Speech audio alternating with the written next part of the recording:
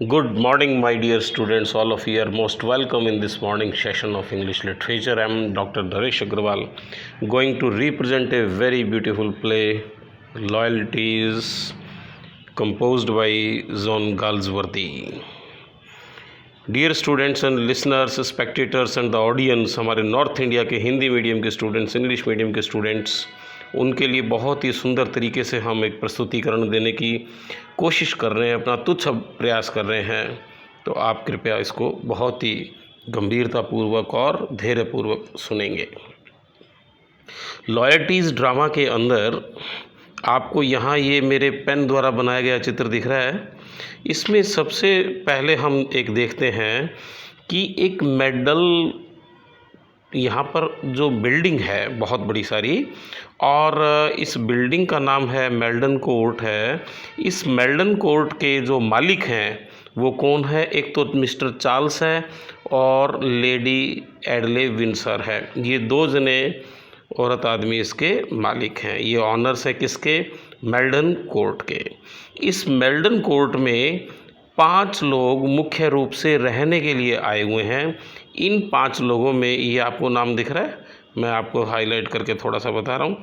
ये एक तो फर्डिनेंड डी लेविस नाम का व्यक्ति है।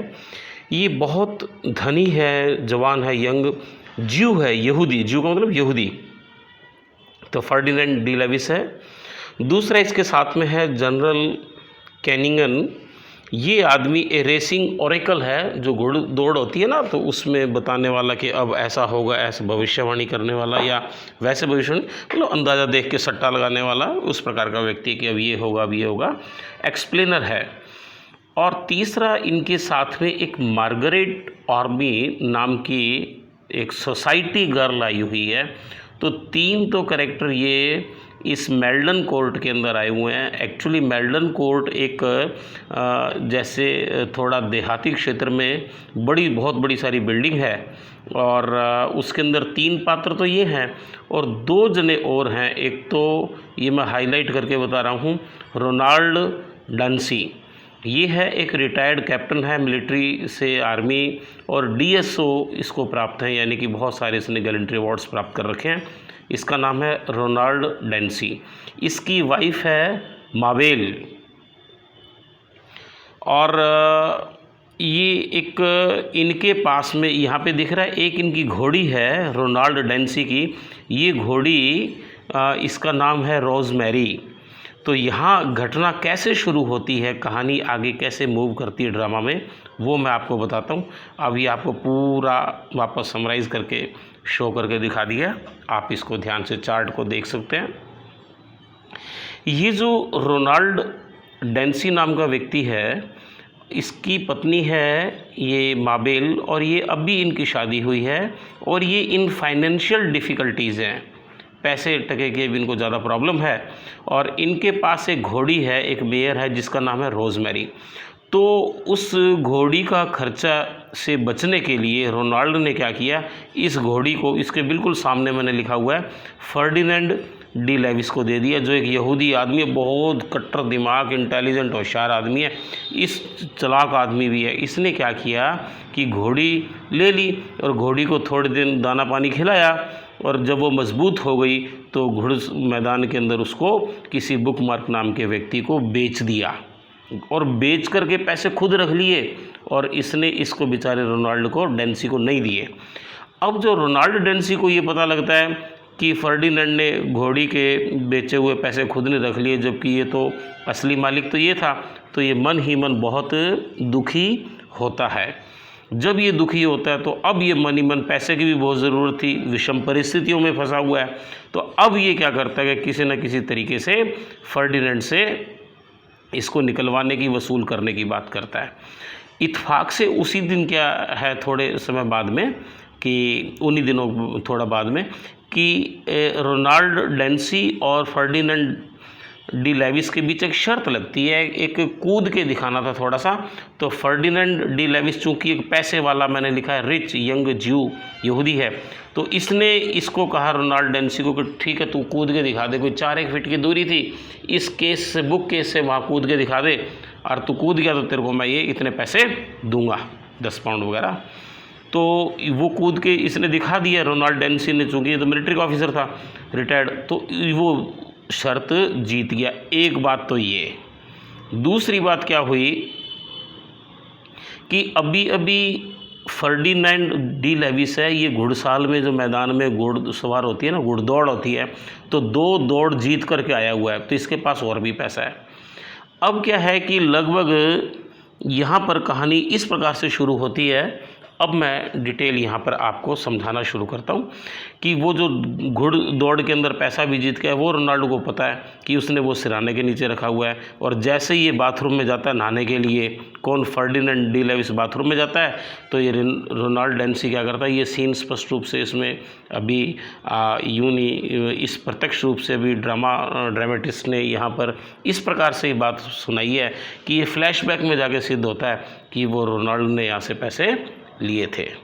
ठीक है, तो यहाँ पर ये इस प्रकार की कहानी है। और मैं क्रिटिसिज्म की बात बता दूं कि शेक्सपियर साहब के ड्रामा में भी दिखता है कि एक जो यहूदी होता है ना, ज्यू, उसकी संपत्ति क्या लास्ट में छीन ली जाती है। हालांकि वो बहुत इंटेलिजेंट होता है, लेकिन उसके दिल में हृदय में किसी के लिए वो नहीं होती, थोड़ा सा रहम नहीं होता और दया भाव नहीं होता, तो इस चक्कर में वो यहूदी पकड़ा जाता है और लास्ट में उसकी संपत्ति छीन ली जाती है। ऐसा ही कुछ यहाँ पर दिखाने की कोशिश की है। ओके डियर स्टूडेंट्स, अब आपको ये कहानी समझ में आ गई अच्छे तरीके से।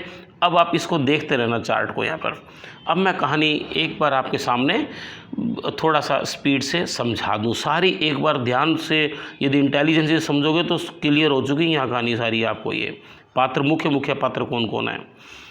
अब क्या है कि एक इस मेल्डन कोर्ट नामक बड़े मकान के कमरे में 1000 पाउंड की जब चोरी की वारदात आई है सामने, तो इसके जो मकान मालिक हैं और हैं वो बहुत परेशान हो गए कि अरे ये क्या, ये हमारा मकान है ना कि कोई होटल है, यहाँ कैसे कैसे लोग आए हुए हैं। तो यहाँ पर मैंने आपको बता दिया कि 5 प्रकार के लोग यहाँ पे ये आए हुए हैं। इनके नाम बता दिए। फर्डिनेंड है डी लेविस, यहूदी है, एक जनरल कैनिंग है, और एक यहाँ पर है मार्गारेट ऑर्मी है, सोसाइटी गर्ल है, और 2 ये हस्बैंड वाइफ हैं। ये हस्बैंड वाइफ कौन है, एक तो रोनाल्ड डेंसी और उसकी वाइफ माबिल है। ठीक है, तो ये 5 लोग प्रमुख रूप से यहाँ पर आए हुए हैं। तो घोड़ी का खर्चा बचाने के लिए उसके सिर पर ना पड़े किसके, रोनाल्ड के, उसने दोस्त को दे दी फर्डिनेंड को। फर्डिनेंड बड़ा चालाक निकला, किसी ने घोड़ी आगे बेच दी। तो अब ये घटना आगे आगे इस प्रकार से बढ़ती हुई चली जाती है।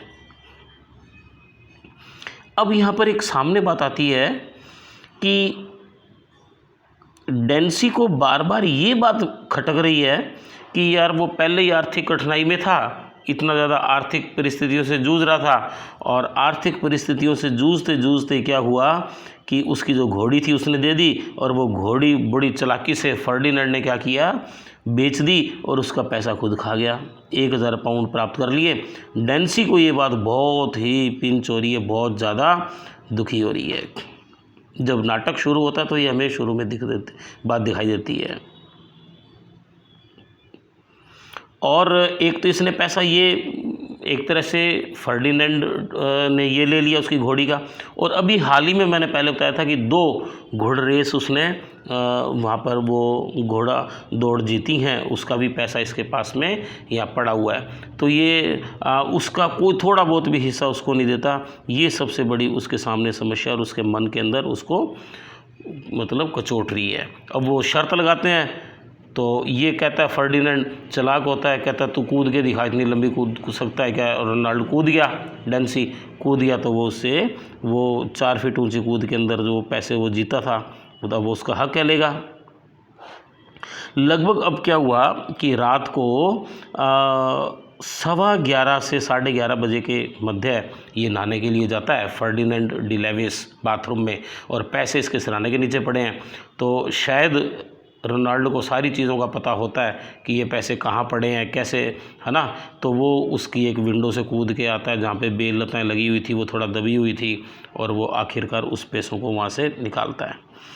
अब ये डेल्विस है जो ये जाता है, देखता है कि मैं वापस आता है बाथरूम से कि मेरे पैसे नहीं हैं। तो ये जो विंसर है उसके मालिक उनके पास आता है, उनको चोरी की सूचना देता है। चोरी की सूचना सुनते ही वो लेडीज़ तो बहुत कहती है कि ये कोई होटल थोड़ी है, ये तो मेरा मकान है, यहाँ पे चोरी की बात, और तुम ये पुलिस वुलिस कुछ नहीं करोगे ऐसा। तो एक्चुअली क्या है, ये जो फर्डिनेंड डी लेविस है ना यहूदी, ये पैसे वाला तो है, इसीलिए इसको थोड़ा सा साइन किया जा रहा है। लेकिन इसके पिता थे ना, वो ड्रामेटिस्ट ने खुद ने लिखा है, कंबल बेचा करते थे, तो उसकी कोई ज़्यादा रिस्पेक्ट वगैरह नहीं है, बस ये पैसे वाला इसलिए इसको साइन किया जाता है। तो विंसर लेडी ने भी, और उन्होंने एडली ने, और उसने चार्ल्स वगैरह ने इनको मना किया कि नहीं पुलिस केस वगैरह कुछ नहीं करोगे। तो आप ये बात, ये बिल्कुल सारी आपकी गलत है, और आप ये फालतू हल्ला शोरगुल नहीं मचाओगे। ये डेल्विस को कहा है, किसने कहा? ये विंसर ने, जो होटल के मालिक, होटल क्या उस जगह के मालिक हैं, बिल्डिंग के, उन्होंने कहा आप शोर नहीं मचाओगे, ठीक है ना। तो और आप शोर बिना काम की मचा रहे हो, इस प्रकार से थोड़ा उसको ऊंचे शब्दों में कहा। अब 1000 पाउंड चोरी हो जाना ये भी बड़ी बात है। आखिरकार उसने पुलिस को ये जानकारी देने की कोशिश की, और जब पुलिस वगैरह सारी आती है तो पूरी छानबीन बारीक बारीक की जाती है, हर चीज़ होती है। यहाँ पर मैंने ये 2 नाम लिखे हुए हैं, एडवर्ड ग्रेविएटर, ये एक लॉ फर्म है, कानून की कंपनी जिसके मालिक हैं एडवर्ड ग्रेविएटर और जैकब ट्विडसन, ये सॉलिसिटर, ये वकील हैं। तो ये पूरी बारीक बारीक छानबीन करते हैं एक एक चीज़ों की, और आखिरकार यही सिद्ध होता है, क्या सिद्ध होता है कि ये जो पैसे वगैरह जो निकले हैं, वो निकाले तो किसने? डेंसी ने ही निकाले, क्योंकि वो उसी नंबर के नोट किसी शराब व्यापारी के पास में मिले थे, और शराब व्यापारी से पता लगा कि तेरे पास क्यों आए, कैसे आए, किसके माध्यम से आए। तो सारी जानकारी छानबीन करने पे पता लगा कि रोनाल्ड की मैरिज से पहले किसी एक लड़की से लव अफेयर था। उस लव अफेयर को कर्जा चुकाने के लिए उसने क्या किया कि वो उसको व्यापारी, शराब वाले व्यापारी को पैसे दिए ताकि वो मामला सुलझ जाए।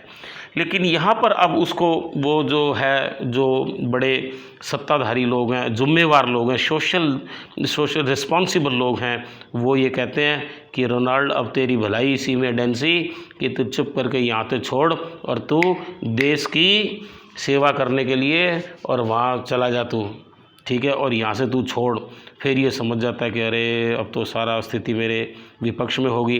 फिर इसके सामने एक बहुत बड़ा खतरा है, क्योंकि अब जो वकील हैं, पुलिस वाले हैं, वो तो इसको कहते हैं कि रोनाल्ड डेंसी अब तेरी गलती है, अब तेरे को यहाँ से तो जाना ही पड़ेगा, और भलाई इसमें है कि तू खुद ही देश की सेवा में, सुरक्षा में वहाँ चला जा।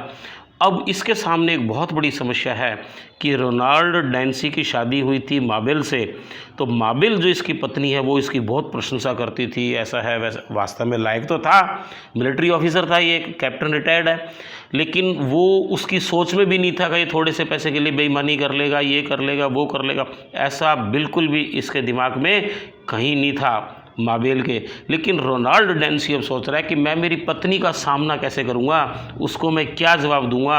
आखिर उसको जब सामना होता है तो वो भी बेचारी उसकी बहुत पक्ष रखती है, फिर कहती है कि ठीक है तुम वहाँ पर जा कर के और देश की सुरक्षा के लिए वहाँ पहुँचो। इस प्रकार से ये जो ड्रामा है, यहाँ पर ये बताने की कोशिश की है कि जो सामाजिक रिलेशंस हैं और उनकी सामाजिक रिलेशंस को निभाने के लिए व्यक्ति किस प्रकार से अपने आप को किन किन परिस्थितियों में ढालता है, और कई बार ऐसी परिस्थितियों में डाल बैठता है कि इतना बड़ा उससे अपराध हो जाता है और उसका शिकार होना पड़ता है। ओके डियर स्टूडेंट्स, तो ये मैंने संक्षिप्त में आपको एक बार सारा बता दिया है। मुझे उम्मीद है आपको समझ में आ गया होगा, और अब हम आपको क्लासरूम में डिटेल में क्वेश्चन आंसर लिखवा देंगे।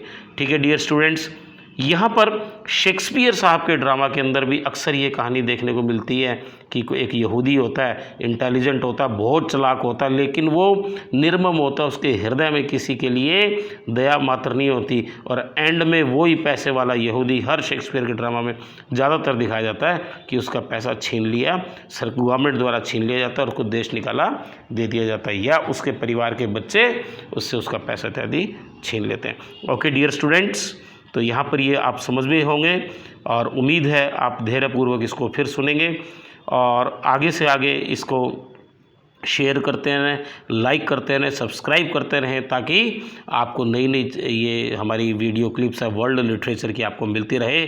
जय हिंद, जय भारत।